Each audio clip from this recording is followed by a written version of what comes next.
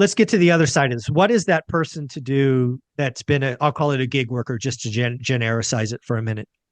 And you're absolutely right. I know a lot of people like this. In fact, my daughter doesn't have a driver's license. So she's a millennial. But I've lived through this. Like, you don't get your driver's license at 16? Are you kidding me? What are you doing? That's like a rite of passage. She didn't get it till she was like 25 or something. So I unfortunately think that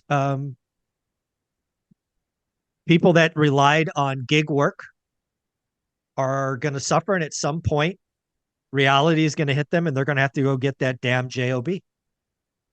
At some point, it will be better to work for Chipotle than deliver Chipotle. Right. And the last 2 years have been fake.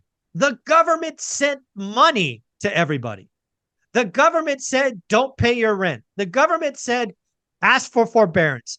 A lot of people got soft and they got used to it. And oh, by the way, we got used to a job market that had 10, 9, 8 million openings. So if you sucked at your job, you could get another one. Right. We're going to get to the point, unfortunately, where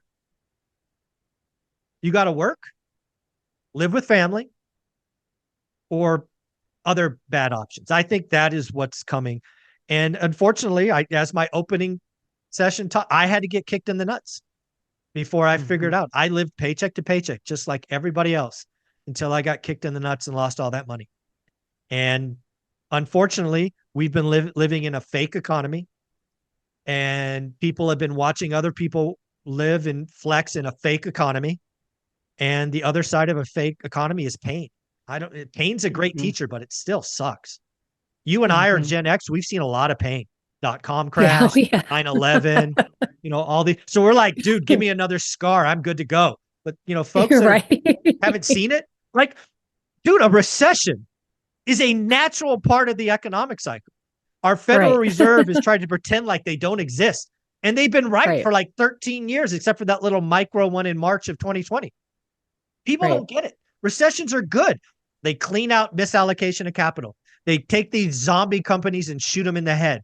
And then we can start growing it. But recessions suck. They're painful, especially your first recession. I remember my first recession. I lost it all, seemingly lost it all.